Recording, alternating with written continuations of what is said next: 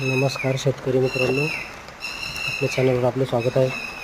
बघा, आपण जनावरांसाठी मुरघास काढून जनावरांना देत आहे. खरं तर जनावरांसाठी मुरघास म्हणजे एक वरदान आहे.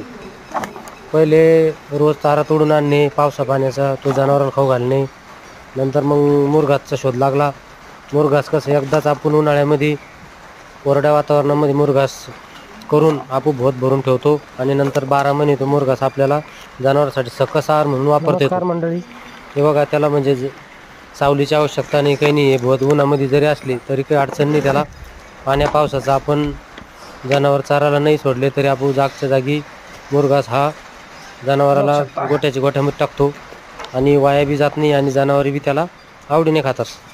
उन्हाळ्यामध्ये आपल्याकडं मक्याचा मुरघास आपण करून ठेवत असतो. हे बघा तुम्ही, आता आपण झडगं चालू आहे, पाऊस चालू आहे, तरी बी मस्त शेडमध्ये भोत भरून ठेवले. आज ते मुरघास आपण जनावर टाकून, हे बघा कसे गाय मुरघास आवडीने खात आहे. चॅनलवर जर नवीन असाल तर चॅनलला सबस्क्राईब करा आणि लाईक करायला पण विसरू नका. धन्यवाद मित्रांनो.